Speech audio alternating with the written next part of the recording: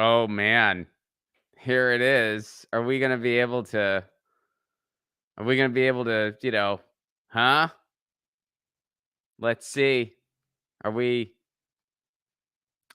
Yeah, YouTube. Yeah, you're awake. All right, Rockfin, what are you doing? Oh, it was pretty much a tie.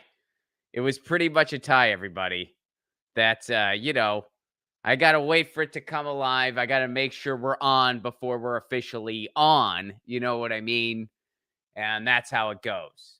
What's up, everybody? Good afternoon, good evening, good morning, whatever it is, whatever time zone you're in, or if you're listening to the podcast later, happy day. Why not?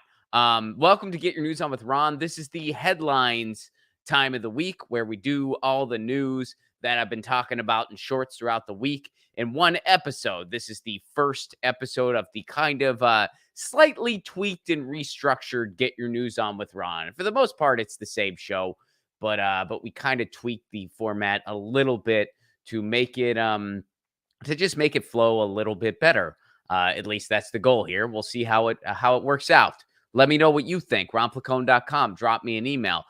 Shout out to all the podcast listeners, by the way. Shout out to my buddy Jeffrey, who this was his rendition of the Get Your News On with Ron theme song. That theme song you heard earlier, that was Jeffrey's rendition of the theme song. If you want to send me your own too, by the way, email me, ronplacone.com. It makes my day. It's such a fun thing. And you can check out Jeffrey's Tea Shop at ZT.com. That's CHITEA.com. And shout out to everyone else who makes this show possible. Our friends over at Indie Left. Indie Left is the only place to find all the content creators you know and love. They curate a list. They update it twice a day. It consists of streamers, articles, you name it, they got it. One-stop shop. To find everything they got going on and to subscribe to their Discord community, check them out at independentleft.media. That's independentleft.media. All right. So, dancing through the headlines with me. Dancing through the headlines with me. You know this guy. He's a regular, and he's willing to come along with I guess, is it fair to say today's show is an experiment? I think that's a bit of a stretch. It's not like it's a totally different show. We're just doing all the headlines at once instead of, headlines each day. But we'll go with experiment. That sounds a little more exciting and exotic. So we'll roll with it. But helping me through this, the one and only comedian extraordinaire, Mr. Krish Moen. What's up, Krish? How's it going, man? Good, Happy buddy. to be part of the experiment. Happy to be the guinea pig. I appreciate it, man. I really appreciate it. So the first question that I have today for us, which is a fun question that I post on Twitter too. What's in the spending bill? Ooh.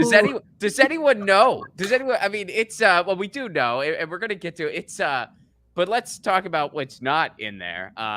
Free community college out. They nixed that. Done. Nobody needs that. Yeah, who needs it? Paid leave out. That's Don't out. need it. Paid leave completely out. I believe we're one of 7 countries, or at least industrialized countries. We're one of 7 countries that doesn't have that in the world. We're just waiting for the rest of the world to catch up with not offering paid leave to give people the freedom of never stopping to work. We want 6 other countries to get it first, so then we can be like, we're number 1 in not having this. We're like the best at not doing this for people. We are number one in not giving a fuck about people being home with their kids. We're so good at that. We've mastered it. We're amazing at just giving no fucks about human rights. We did it. And then everything was reduced greatly. Oh, and the tax on billionaires, they took that out. Joe Manchin didn't like that. So why would they took that out. So I posed the question on Twitter. Here, we'll go here first, and then we'll look at the real answers. But I was like, so what's in the bill? Dave Anthony says a pile of anuses. Someone points out they are privatized anuses. A bailout for Hunter's flop of an art auction. Man on the Moon says that. That's a pretty good one. Eventually, they'll whittle it down to tax cuts for the rich and ice cream for Joe, says Melting Mermaid. # free Assange. Absolutely. We'll be covering that later. Let's see. Pork for the big donors. What else? All the cool billionaire stuff. Military spending. Professor Smartass says hand jobs for Joe Manchin? ? Let's see. Yeah, but free access. As long as there's no eye contact. I really like this one. This is from Oh My God, It's So Creative. Free access to proximity to healthcare. Oh, Free perfect. access to I like that. I really do like that one. So here's what's actually in it. Let me go ahead and pull this up here. Here is what is still in the spending bill, and we're going to talk about how boy, I don't think under because keep in mind, here's the thing. All right, so ABC News today on Twitter has basically been a press release station for the White House. So like they've literally just I mean, they have been sugarcoating all of this. Here's no different. Here's a tweet from them. President Biden is discussing the framework of the 1.75 trillion social spending package. Started the idea on the campaign trail was about 6 trillion. That was Biden's idea. Bernie's was a lot more ambitious than that. I think his was more like 14 or so, which is what we need. Biden's was about 6 or so. Even Joe Manchin himself was calling for at least 4. Then it got compromised to 3.5. Then it got compromised to 2.2. Then it got compromised to 1.9. Now we're at about 1.75. We'll see if it goes down further. Here's what's in it. Let's see here. Universal preschool for all 3 to 4-year-olds, child care, care for older Americans and people with disabilities in homes and communities, expanded child tax credit. Now, that's great about the preschool thing, but keep in mind, this is stuff a lot of states already have. At least the preschool thing is. Like a lot of states, they already have that. 3 and 4-year-olds, you can go to preschool. It's free. Climate, clean energy tax credit, $320 billion. Resilience investments, $105 billion. Now, here's the thing. There's going to be a lot of privatization here. And keep in mind, this is spread out over 10 years. It's not like these numbers are tomorrow or as soon as it's passed. This is spread out over 10 years. So it's kind of meaningless. I mean, that's the thing. In terms of climate change, it's all of these things are like barely stopgap measures. Barely. I mean, I think calling it underwhelming is being too complimentary. Yeah. I mean, it's like it's almost just gestural. It really is. I mean, it's ridiculous. Healthcare, Affordable Care Act, premium tax credits. So, in other words, we're giving the insurance companies more money. That's what that means. Yay! Some people save a little bit here and there, but we're just giving the insurance companies more money, and we're going to continue this miserable system that just makes the insurance companies richer, while barely helping out anyone. Are there some people who benefit from these subsidies? Absolutely. It's better than nothing at all. But the Affordable Care Act is still a scam because it was Mitt Romney's healthcare plan. It's a scam. It's a giveaway to the insurance companies. Housing workforce development, $150 billion investment in housing, affordability and reducing price pressures. So that's what is still in it so far. And who knows, we might compromise even further.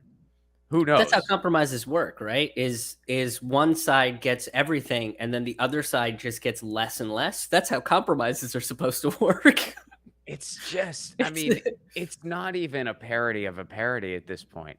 Like it just from where it started to where it ended, and no one's like people are still. I mean, even the quote progressives in Congress are going like, yeah, this is great. I mean, you know.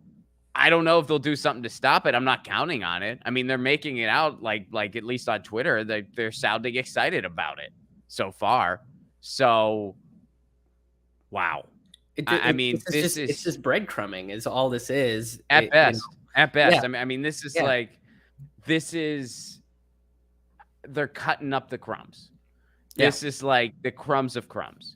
And keep in mind, in the $1 trillion, quote, bipartisan thing, that's where a lot of the poison pills are.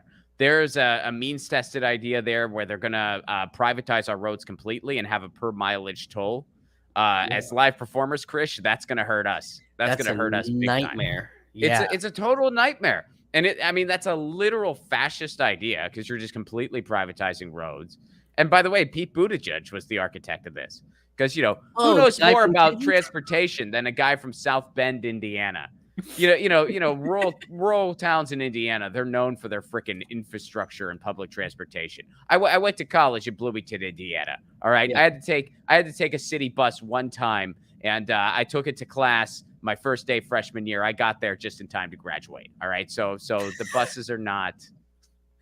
That's just not something they really do in those types of towns. Well, it's not really something they do anywhere except for like Boston and you know. It's a little bit better than Pittsburgh. If you take It probably Take is the, if you actually. take the if, yeah if you're waiting for the bus on your freshman on the first day of your freshman classes, the bus will show up by the time you're ready to graduate. So it's, So let's go over to some strike news because there's a yeah. lot of it. There's a lot of striking news. We'll start with some good news here. This has been pretty interesting. And you probably saw this already, but the Amazon warehouse in Staten Island, they collected the signatures necessary to file with the Labor Relations Board to vote to unionize. And check this out, man. Even NBC News had to cover this. This is a headline from NBC News. Amazon workers in Staten Island, New York, file for union election. Even NBC is on this one. Yeah, they have no choice at this point. Right. It's too loud. So that's huge. But, one thing I pointed out earlier this week, we got to remember what happened in Bessemer, Alabama. Hmm. And no one talked about that. So for anyone who doesn't recall, when Bessemer, Alabama, they had a union vote, Amazon used every dirty trick in the frickin' book to try to stop it. Amazon. So first of all, they put the ballot box, like the ballot box, they put it like right in this prominent area where the labor board was like, you can't put it there. But they were like, screw you, we're putting it there anyway. And they did. They only Amazon like higher ups had access to anything. So there was no transparency as far as the workers were concerned. They intimidated pro-union workers. They would take your information if you asked a pro-union question. They even went as far as, one of the only places pro-union workers were able to pass out literature to their colleagues was at stoplights going into the facility because you couldn't do it inside the facility. Right. So at stoplights going into the facility, you could be like, hey, please take this pamphlet. Amazon had the traffic lights taken out. They had the traffic lights taken out. Nobody talked about this. The labor board ruled that the election should be redone. Yeah. And Amazon's likely going to try to ignore it. But Bessemer, like the Labor Relations Board, said this should be redone. Right. This was too dirty. This was way too freaking dirty. So you can be sure in Staten Island, Amazon's going to pull every dirty trick they can. The difference in Staten Island, though, is, first of all, it's gotten a lot of national press that Bessemer didn't get. And also, you got the face of the movement, Christian Smalls. Yeah, I was going to say that's where it started. So it's become an unignorable issue at this point when you have so many companies that are treating their workers like shit and making them work 12, 16-hour days every single day, no breaks, no days off.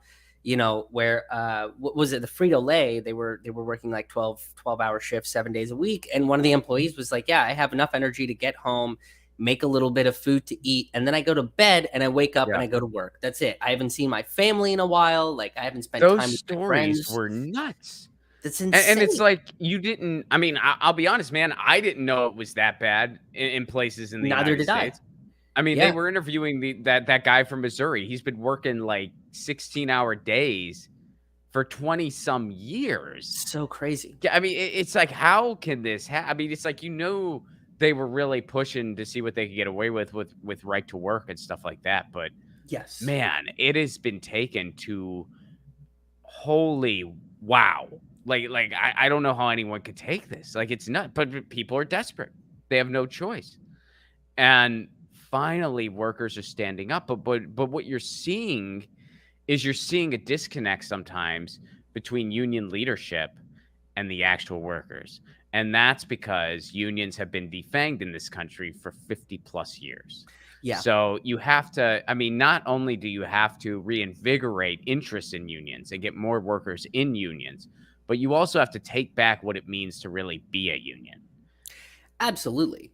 Yeah, I think that's exactly what needs to be done in this country. And I think, deviating from union leadership and forming there's been talk about forming rank and file safety committees or just rank and file committees in general, that if the union doesn't stand for the working class and if they're like placating to the bosses and the CEOs and all that sort of stuff, then there is a rank and file committee that says, okay, we are going to kind of be in charge of negotiating. Like we are going to be the ones that are going to be at the negotiating table.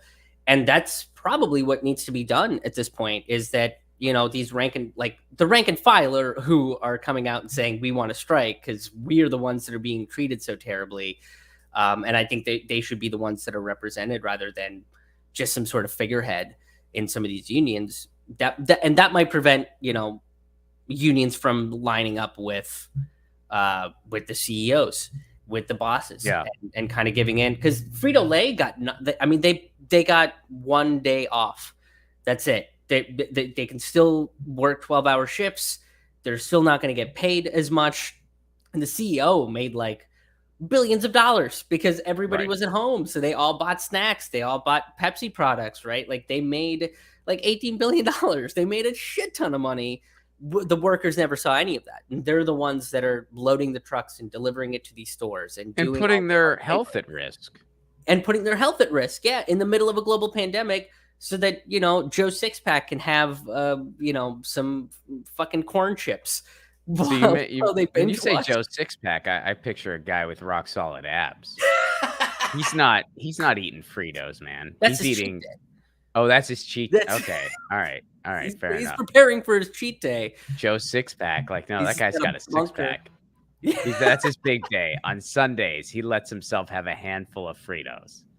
That's what he lets his hair down. Yeah, exactly. I wish I was better about my diet. I really do. But if I had a cheat day, I'd be going a little more than Fritos.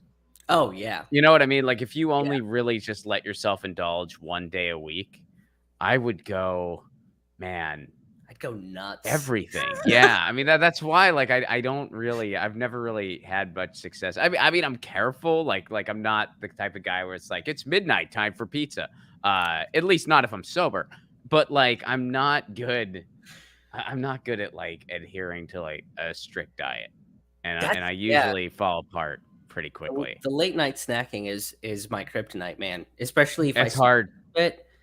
Yeah. Yeah, Yeah. that's hard. Especially after a set, if you did a show Oh man. and you had a drink, it's like you want to snack on something, man. And yeah, it's I will quit drinking for periods of time only for like help, like just to lose weight and stuff. But it never works because I crave sugar more. I Yeah. crave sweet things more. And then I justify it to myself. I'm like, I'm gonna order this ridiculous milkshake because, like there's this at this coffee shop I go to a lot in Pedro, they have this thing called a mocha freeze. It's a milkshake. It's Yeah. a milkshake with espresso in it. That's what it is. But you order a mocha freeze and you feel like you're not ordering a milkshake. I'm ordering a coffee like a grown up. No, you're ordering a milkshake. It's freaking delicious. It is Yeah. delicious. But it's a milkshake, and I'll just occasionally just get one, like an idiot. Like Yep. like it's just so anyway, getting back to strike. So I've been following, and I'm sure you have as well, Chris, been following the IATSE. Someone told me you say it IATSE, and that is the stage workers in film and TV. Yeah. So here's another example of what we're talking about. So they said that they reached an agreement, they being the people in charge, representing the union. And the workers said, no, not so fast. And now they're apparently, as of, I believe this is from yesterday, they reached another agreement. Here's from their website. IATSE and producers reached a tentative theatrical and television motion picture area standards agreement.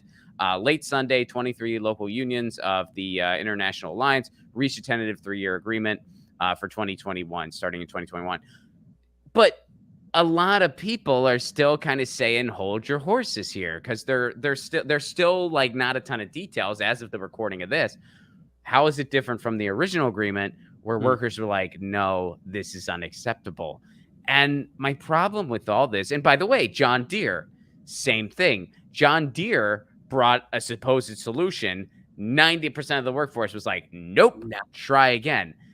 And here's the thing, man. I understand that negotiation is exactly that, negotiation.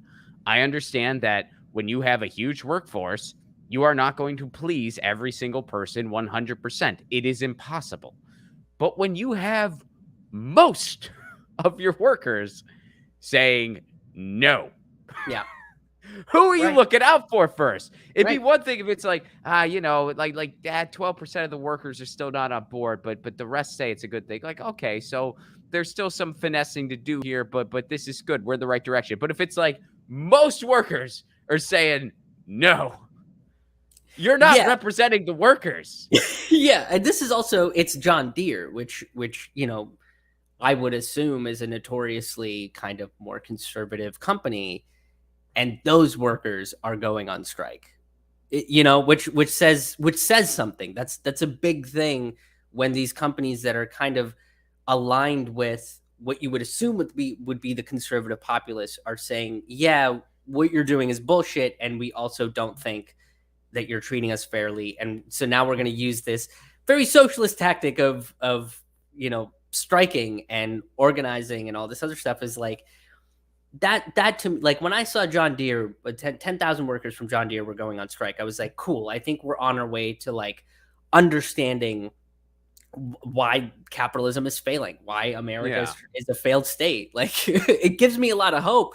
And the fact that they push back against the union when they quote reached an agreement is also great. It Well, also we just we shows really like, need to break down these walls, yeah, these metaphorical walls that labor issues is a left-right thing. It really isn't. it's a It's human it's issue. it's a human issue. It's a have not thing. It Yeah. really is. And so, but again, man, so many years of anti-union propaganda, so many years of it's like I had a wobbly hat on. Some guy said I was a communist, and I was like, well, I kind of am, but that's not. I mean, this hat doesn't necessarily reflect that. You know what I mean? It's like workers' unions. That's not a left right thing.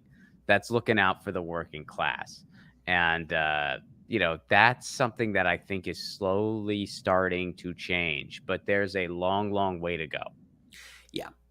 Yeah. I mean, even if you look back in history, we s- like general strikes. The first real big one was in 1919. That's when you really started hearing about it because they were getting close to being successful. So then these capitalists started using the military, using the police officers. They deputized college students to go and push back it, and they always kind of paint that era as a very violent time in history. And it was, but it wasn't violent because the workers decided to take up arms. It was violent because you had people like, a Democratic Mayor Ole Hansen that called in the National Guard and set up machine guns around the city and were threatening martial law. And, it's people like that were causing things to get violent. And then all the workers did was defend themselves. Because what are you supposed to do if somebody is firing live rounds at you? Are you just supposed to sit down and take it? Like, where's the Right. line? And that's always something that I think people miss is who is the one that instigated that violence. It's not the IWW. It's not people like Mother Jones or Eugene Debs or any of the rank and file workers. It's the capitalists, and that's something that I think we're gonna see Well, and because that's how it well, yeah, escalates. history's already repeated. I mean, there was already that person, and I don't know all the details, but somebody Mhm. died in Right. Illinois. I don't know all the details. It might have just been an accident. Like I honestly don't know all the details around it. But somebody already died standing on the picket line with John Deere. Yeah. Yeah, I saw I saw that headline this morning, Yeah. and it's Yeah, just I saw the headline. that's I don't know much else. But it's well, and we've already seen that too with, all the protests, regarding yeah, police brutality, Black Lives Matter protests, stuff like that. I mean, who instigates? I mean, 100% of the yeah. time, it's like It's cops like instigating always this violence. right. I mean, I was at a bunch of Black Lives Matter protests. They were all peaceful. Then the cops showed up because they're Yeah, dressed to the nines. They want to crack heads. So it's like, when you dress up for the prom, you're going to dance. And that's exactly what the cops did every single one I was at. Every single one, cops started it even in Pittsburgh. 100% of the time. Even in Pittsburgh, it was like they came up right, it's like the horse cops showed up Yeah, and well, they they charged. kettled a bunch of people. Yeah, and After they they said were in Pittsburgh, charging they at said I people. mean, that's why Bill Peduto lost his job as mayor. Mhm. And that is one thing where it's like around the country, because the same thing happened in the town I used to live in, Pasadena. Around the country, people have said enough is enough, and we gotta, at least kind of clear out some of these people in office who have allowed this to happen on their watch. And that's what happened with the mayor in my town, Pasadena. They murdered Anthony McLean, Pasadena police did, and then they were like, "You're done. You're out of here." And he lost his gig. A lot of times you don't really replace these people with anyone who's much better, but still, like at least you're sending the message of this can't be tolerated anymore. Yeah. Yeah, I think that's the big thing that we're kind of hearing from people now is we're done, and you can kind of see how the media, you know, they cover it and what narratives they're using, because a lot of the narratives of people are like, hey, we're done being treated like shit for virtually no pay. We want to be able to see our families. We want to be able to feel like we're people and we're worth it. And the media is saying, oh well, this is all just lazy millennials. They don't want to work. Nobody wants to do a job anymore, this, that, and the third. And it's like, that's not what it is. People want to work, but they want to feel appreciated and they want to feel compensated appropriately for the work that they're doing. If the CEO is raking in $1 billion every year and you're barely making 20K for physically putting your body on the line, how is that fair? And that's all it is. It's just the workers are now saying we want to be treated fairly. We see how unfair and tilted the system is, and Right. we're no longer going to stand for it. Well, yeah, and the whole idea, like, there's a labor shortage, I mean, it's just a lie. Bullshit. It's Yeah. just a straight up lie. It's just like, no, people are just they can't do it anymore. They're like, I Hmm. can't accept these poverty wages. Like, I mean, you can do the math. Like it's like I can't afford an apartment with these wages you're paying, so Right. I can't do that. Like I just can't. I'm willing to work. I mean, that's the story here in the United States. I mean, hey, Pittsburgh, I always point to the example in Pittsburgh. You know, in the same week, a bunch of people just walked out of the Southside Burger King. The workers just walked out of that Burger Yeah. King. In the same week, Clavin's Ice Cream Shop announced a starting wage at $15 an hour. They had a record number of applicants. Yep. And that's not even And their high enough, in my opinion, but at least it's better than, the minimum wages there. and their sales went up because And their when sales went people up. heard about it, they were like, "We want to support this because We you're wanna taking care support of." it, Yeah. and then your You know. employees are happy, so they're making some damn good milkshakes that might even have espresso in them. And, I mean, everyone freaking wins. Like, this isn't complicated at all. Like, No. it's so easy, where it's just like, yeah, if your employees are happy, you're gonna have better productivity, you're gonna sell more. And then, by the way, when workers get paid more, guess what they do? They go and spend that money in Spend the that money. freaking economy. It's like, how It's so many easy. times do you have to explain this? It's the most basic of principles that somehow most of this country pretends to not understand. The corporate media pretends to not understand this. The people in office pretend to not understand this. Why? Because they're owned by the donor class. Yeah, They get paid to not understand it. They all understand it. it would mean that they would make less money. And even if they made less money, they would still have an astronomical amount of money. It would still be enough money that you don't have to worry about a goddamn thing, right? And all the only change would be that people in our class level would be able to live comfortably, right? We would also not be worrying about whether, can I afford my insurance? Can I afford my rent? Can I, have enough money to put food on the table? We would just stop having to worry about that. We would stop Mhm. having to live in a survival scarcity mentality. And what they're scared of is, oh, if everybody lives that way, then I'm no longer special. And it's like, yeah, nobody's special. Like we're all, like we're all just trying to like live comfort. Like we're just trying to get through the day, and you're preventing that. It's this manufactured idea, right? Like it's super simple to understand that two comedians have figured it out. Two comedians figured this out, and economists are going, well, what if we add 17 other layers of complications for no real reason, and then say you really want to understand it because you didn't get your PhD in modern economic theory or whatever. And it's like, I don't think you Well, need you any. know what I always say to those people? Well, here's someone who did. His name's Richard Wolff. Yeah. And let's see what he has to say to your freaking bullshit. So here's someone who did. And also, hey, I've been to grad school.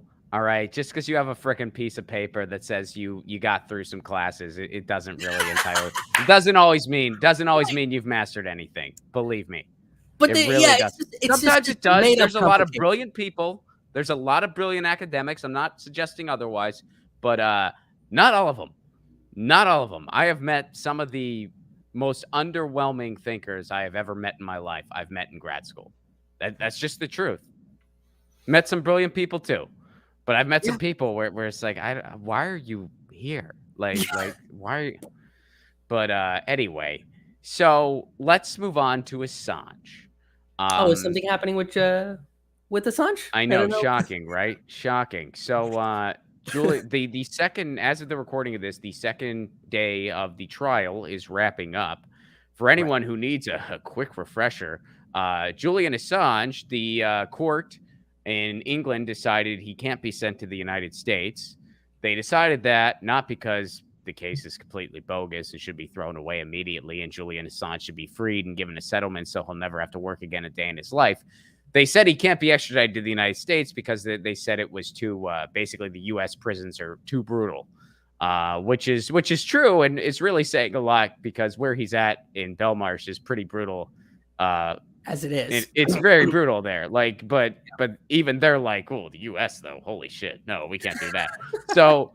So the U.S. of course appealed that ruling. They appealed it, and so now we're listening to that appeal where on day one, and I think reiterated on day two, the U.S. has said, hey, we're going to give him a fair trial, and it's going to be a quick one. We could even do a speedy trial. It'll be fast. It'll be fair. The conditions will be good. Come on, come to the U.S. You know what else was revealed a couple weeks ago? The Trump administration, along with some people in the intelligence community, were planning on killing the guy. We were going to kill him. We'll give him a fair trial. That guy we were trying to kill. We're going to give Yeah. him. We were going to assassinate him. We're going to give him a fair trial, though. Ron, It's like a bunch of wolves like freaking cutting carrots and putting it in the stew and be like, no, we're not gonna cook him. We're not. No, that's not what we're doing. We're just boiling water, and we're vegetarian. yeah, We're not trying to cook them. I think Assange should, come to the United States, get the fair trial, the way that America likes to do fair trials, which is that, Julian would be sent to a dark room with one light and he gets to have a bag over his head. And then who knows what'll happen? Who knows? That's Who just knows? a That's right. We're fair. not gonna know. We will Just- not know. The public is not going to be invited. It's just going to be Julian and Mike Pompeo alone in a room. Maybe there's a gun. We don't know. But it's going to be a fair trial where he doesn't get to say anything and he has a bag over his head and he doesn't know where he is. That's what fairness is, right? So not it's just so that. funny too that there are people who actually believe that. There's people out there who are like, well, why doesn't he just go face the music in the U.S. if he's They so won't even innocent? give Edward I'm like, Snowden would a you? trial. Yeah, right. Well, that's And the thing. and the media's Snowden, treating him like they're super forgiving of him. Oh, you wrote a book. Let's talk about your book. And it's like even that guy's not going to get a fair trial. no, and he knows know? it. I mean, Edward Snowden. To quote Edward Snowden, he goes, "People tell me to come face the music," and I say, "Okay, let's pick the song." He knows they're stacking the song against him. And same with Julian Assange, that'll be the case tenfold. Absolutely. Tenfold. And we all know, I mean, it's so remarkable. I mean, even whenever I do a video on Assange or tweet about it, there's always someone who's like, well, if he's so innocent like you claim, why doesn't he just face the trial? He should have nothing to worry about. Like, okay, if people were planning to kill you, I'm sure you'd want to go on trial for those same people. I'm sure you'd be worried about nothing. People who tried to end you. Not on top of all that, you still have the fact that the key witness of the prosecution Oh my God. was Yes. a sociopath, Yes. pedophile, Yes. and committed perjury on an international court. So the dude, and I know like some of you guys have probably already watched my Julian Assange short, but for anyone who has not seen the most recent, and I've done a couple, the main witness, their star guy, is this dude from Iceland. He has been convicted of embezzlement. He was stealing money from WikiLeaks, by the way. He stole over 50 grand from WikiLeaks. He was informing on Julian Assange since 2014. So he was spying on Julian Assange while pretending to be his friend. He is a convicted pedophile. The guy is a convicted pedophile. So he's a thief. He's a pedophile. He's a turncoat for the FBI. He recently admitted that he was lying about everything. Everything he claimed, he's like, yeah, that's a lie. He's their guy. That's their star guy. and a diagnosed sociopath. Yeah. Which means that he, manipulates people. Like his big thing is that he manipulates people and doesn't feel bad about it because he Mhm. doesn't know how to express emotions. Like he knows how to fake emotions, but he doesn't know genuinely how to feel them. Which is like that's who you're gonna go with on top of the assassination attempt, like the plans to assassinate this guy, and you guys are gonna sit there and still continue to do this trial. And in the first day, they basically said that he was faking his mental health issues. Oh, That did they try to say that yesterday? Well, he yeah, wasn't even there.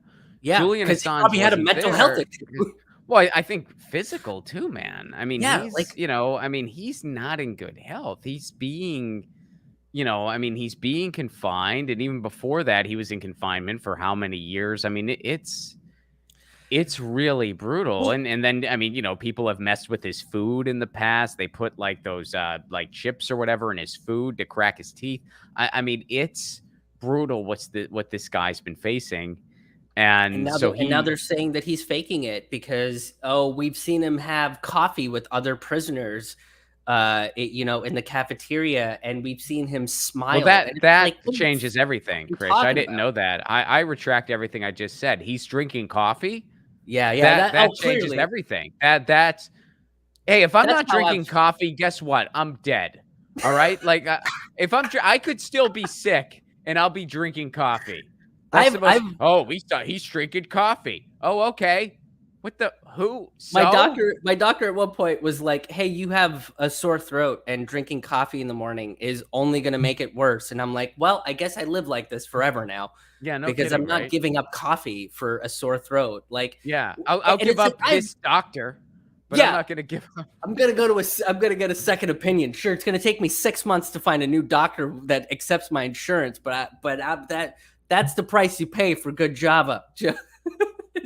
Yeah, I mean, I can't function without it. It's a It's drug. I'm addicted, whatever, but there are worse things in the world. But to claim that you're not depressed because you drank a cup of coffee is how is that you're a lawyer that makes probably 12 to 15 times more money than I do every year. Like you make an astronomical amount of money and your defense is, well, he's not depressed because he drinks coffee. Is that what? That's the best you could come Well, up when with? you look at how bogus this frickin' case is, they've been grasping at straws for a long time.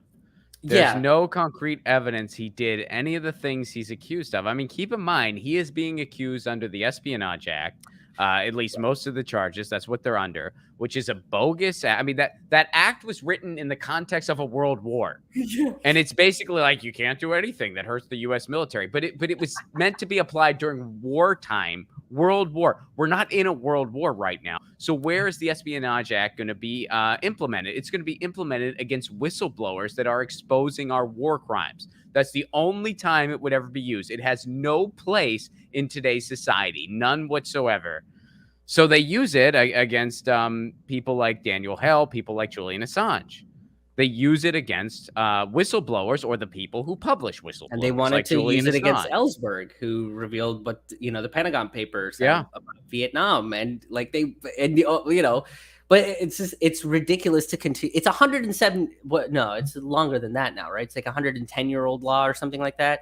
But it's Well, it started, I think, with World War One. I don't know the yeah, exact, but yeah. So it it was goes like back to World War One. 1917, but it's like over 100 Yeah. years old, and we're still applying this law to like it would be fine if nothing had changed over the last 100 years, but so much has, and it's if your laws aren't going to keep up with the changing of the times, then your laws are moot.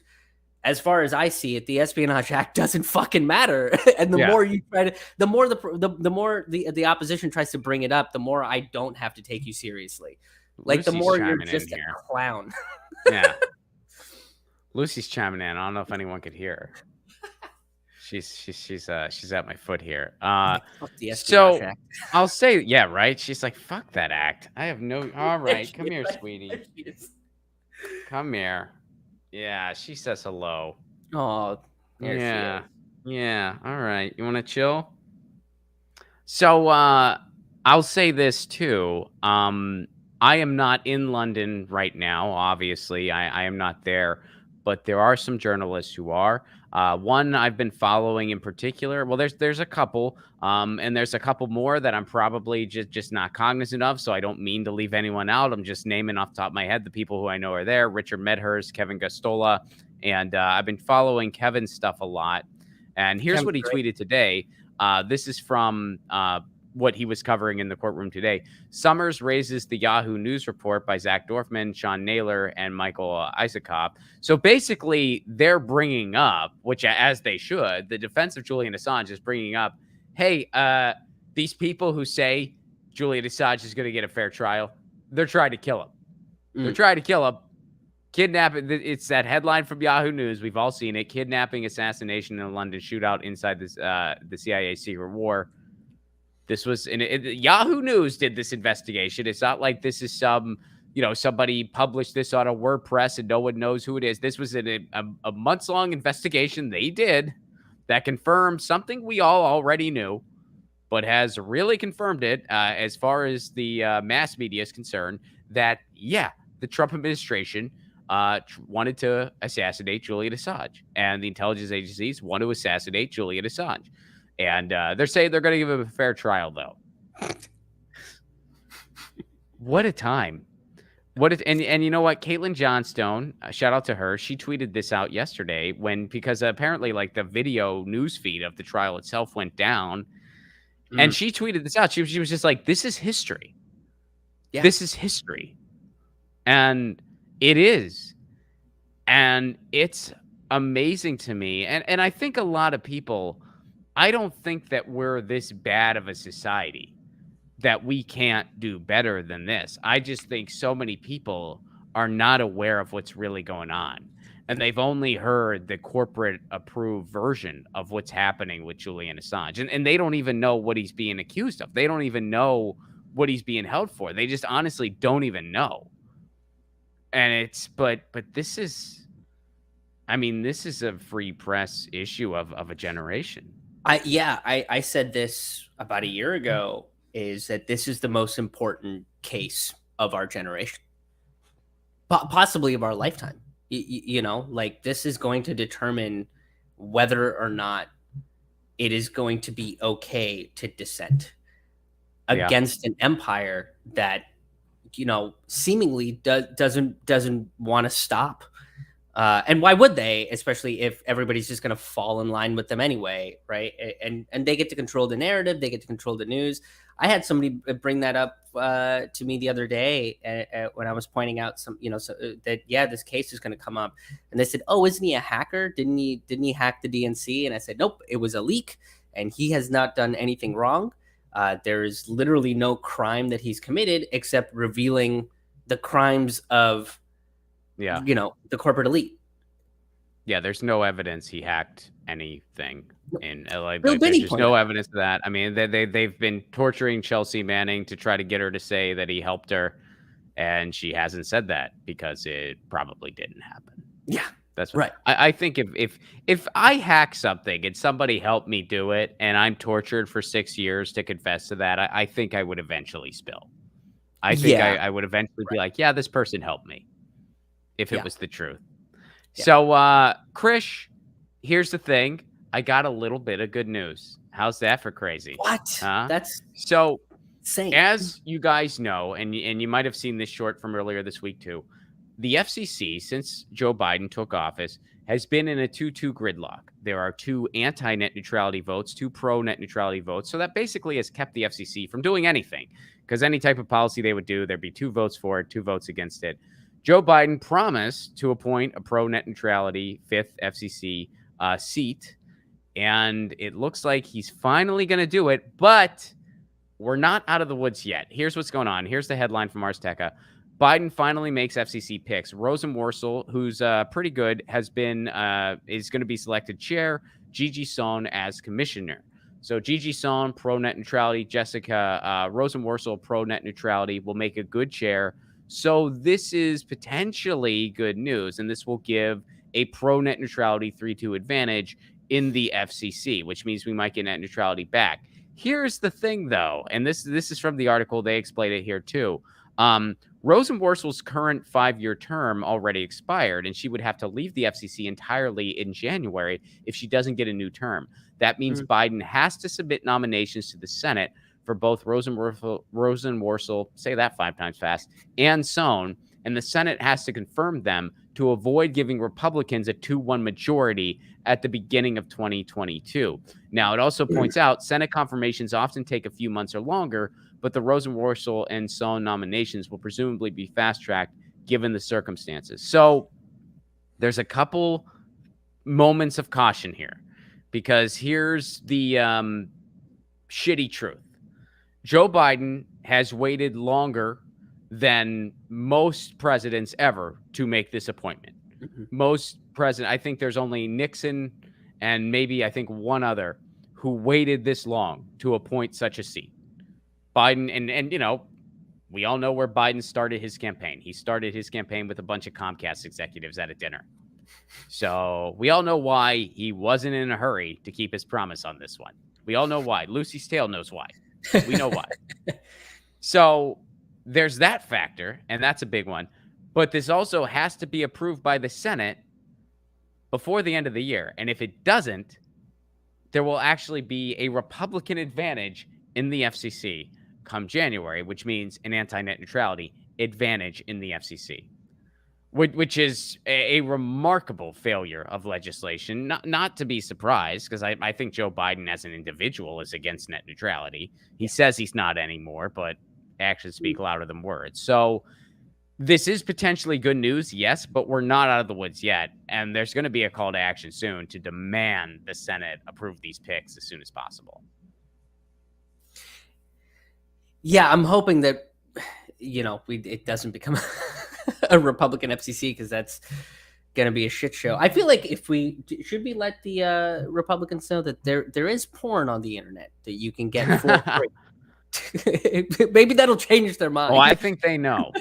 I think Ted Cruz knows. I know he knows. So yeah, no, they know. Let's go to the chat for a little bit here, Chris, because you got some shout outs. Right on.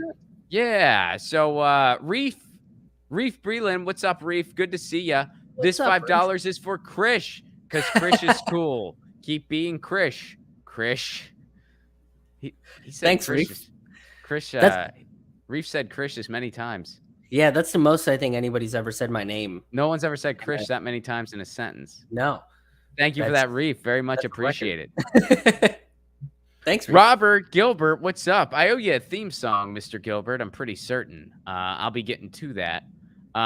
Robert Gilbert, you say, keep on rocking, Ron. Thank you very much for that. And then you give me a cool sunglasses emoji. Lynn, what's up, Lynn? I haven't seen you in a while. Good to see you. Thanks for being here. You should interview Jordan Cheriton about the John Deere strike and the Buffalo Starbucks workers who are unionized. I heard about the Starbucks workers who are unionizing. I haven't covered that specifically yet, but I definitely will. Thank you for reminding me. His coverage has been great. Yes, it has. Yeah, I mean, Jordan has been out there, and Jordan and Status Quo. It's not, I mean, I know Jen is going out there too, and Tina covers a lot over on the West Coast. But yeah, they've been covering a lot of workers' rights issue. I was actually, I did Status Quo. Was it last week? I think it was last week. I did it with Jen. But yeah, I always love having them on this show. Their firsthand reporting is immensely important and helpful. So absolutely. Momo, what's up? Hope all is well in Canada. And by the way, I'm going to be seeing you in 2022, Canada. And I can't freaking wait. Should have some announcements soon, actually. So can't wait to see you, Canada. And Momo, you say, shout out to all the strikers. Keep it up. Thank you for that, Momo. Yeah. Absolutely. Hey, Zeus, what's up, buddy? Hey, Zeus, you say great stream, Ron, but I got to go. Bye, everyone. Well, that's cool. Hey, Zeus, because we're wrapping it up. But thank you so much for being here. And thank you for stopping by today. Thank you, Reef. Thank you, Robert. Thank you, Lynn. Thank you, Momo. Thank you, Hey, Zeus. Thank you all so much for being here. And Krish, where can people find you? The easiest place to find everything that I'll be putting out is on my website, which is krishmohanhaha.com. It's KRISHMOHANHAHA.com. You can catch my podcast there, any videos that I put out, and all of my stand-up comedy albums are also available directly on my website. Right on, buddy. Well, thanks for being here. Thanks for going through the headlines. I feel like it's just like a normal show. We just do more Yeah. actual headlines instead of Yeah. just a couple. That was the agenda. I dig Agenda it. met. Check out Chris's stuff, everybody. Thanks for being here, buddy. I'll see you soon. Thanks, man. All right, man. All right, let me thank a few people who have given to the movie. By the way, I'm still raising funds for my movie Left at Wall. You can check out that trailer on my pinned tweet. It is my pinned tweet on my Twitter account. You can also check it out on this channel, my YouTube channel, my Rockfin channel. It's just Ron Placone. For all you podcast listeners later, that's where you can check it out. Or you can just go to GoFundMe.com, type in Left at Wall. It's the first thing that comes up. Check out the trailer. If you want to help make this movie, please do consider a contribution. I know that there's a lot of great causes out there that are deserving of your hard-earned dollars, and I know that funds are tight for a lot of people. So if you don't have anything to spare, I totally understand. But if you do, please do consider it. We're trying to make a great movie here, and I want to thank some of the recent contributors. Q Neng. I'm probably mispronouncing that, and I'm very sorry, but Caillou Neng Noon. I'm sorry that I'm mispronouncing your name, but thank you so much for your contribution. Caillou Neng. Feel free to email me and correct my pronunciation, and I'll redo it and get it right. Corey Ann Went, thank you so much. We got a private. Thank you very much, private. Chris Woolsey. Chris Woolsey, thank you very much, Chris. So thank you, Caillou. Thank you, Corey. Thank you, private. Thank you, Chris. Thank you, private again. Thank you, another private and another private. We got yeah, sometimes people they want to stay incognito. They want to and which I understand, and I want you to know that I appreciate you very very much, and thank you so much. So again, thank you for everybody who contributed. I'll go through those names again.